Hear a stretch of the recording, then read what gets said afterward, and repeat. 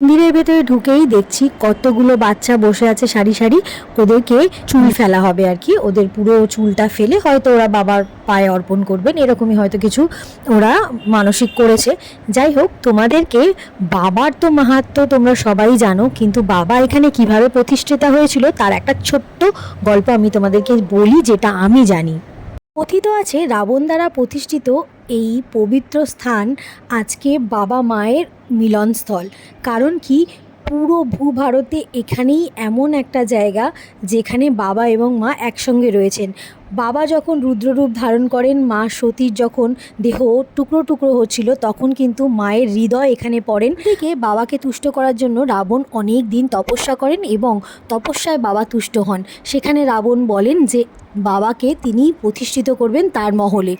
বাবা মেনেও নেন, কিন্তু বাবা একটি শর্ত রাখেন যে যদি তুমি আমাকে নিয়ে যেতে যেতে আমার লিঙ্গ যেখানেই ভূমিতে রাখবে আমি কিন্তু সেখানেই প্রতিষ্ঠিত হব, তোমার মহলে আর যাব না।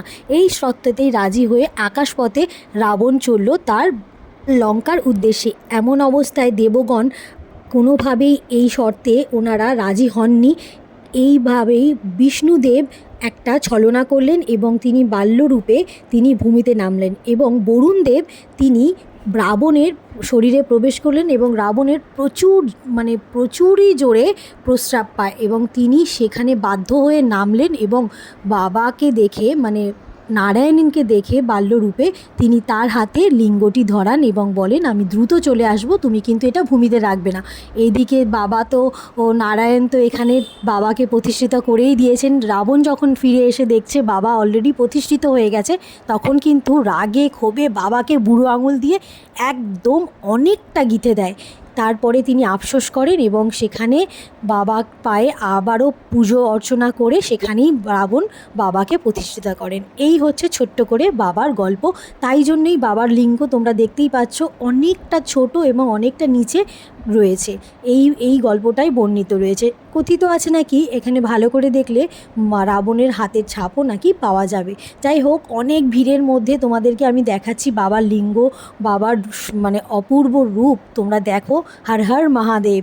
তারপরে পুজো দেওয়ার পর আমরা খাওয়া দাওয়া সেরে একটু রেস্ট নিয়ে আবারও বিকেলবেলা সন্ধেবেলা আরতি দেখব বলে আমরা রওনা দিয়েছিলাম, কিন্তু আমাদের যিনি ব্রাহ্মণ তোমরা দেখলে। আর এখানে কিন্তু আরও একটা জিনিস আছে, স্বামী স্ত্রী যাও বা স্বামী স্ত্রী হবে এরকম অবস্থায় যাও বা প্রেমিক প্রেমিকা যাও, এখানে কিন্তু গাঁট বন্ধনের রীতি আছে, যেটা আমরা করেছি গিয়ে।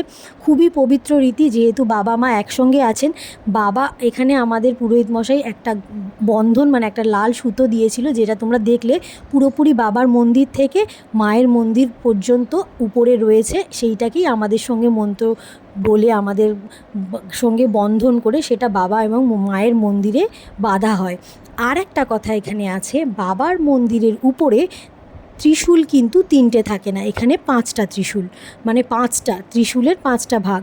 আর মায়েরও তাই, মায়েরটা সিলভারের, বাবারটা নাকি গোল্ডেনের। এটাই রয়েছে, তোমাদেরকে দেখাচ্ছি, সেটাও আমি দেখাবো। যাই হোক, রাত তখন প্রায় 9টা, আমাদেরকে তখনই আসতে বলেছেন, আমরা চলে এসেছি, একটু ফাঁকা পেয়েছি। দেখো কি অপূর্বভাবে আমরা বাবার আরতি করেছি, পুজো দিয়েছি। আরও একটা কথা তোমাদেরকে এখানে বলি, এই যে বাবার সাজ, এই যে বাবার ফুলের সজ্জা, এটা কিন্তু যারা কারাগারে বন্দী, তোমাদেরকে আমি বলছি এখানকার জেলে যারা বন্দী আছে তারা এই ফুলের বেশ তৈরি করেন। এইটাই নাকি এখানকার নিয়ম। আর সেই বেশ, বাবার বেশটা এখানে আসে প্রতিদিন, আর বাবাকে সেই বেশে সাজানো হয়। দেখো কি অপূর্ব লাগছে। যাই হোক, তোমাদেরকে কেমন লাগলো এই ভিডিওটা জানিও। আমি যতটা জানতাম আমি ততটাই তোমাদেরকে জানিয়েছি। ভুল ত্রুটি হলে আমাকে একটু ক্ষমা করে দিও। ভিডিওটা কেমন লাগলো জানিও।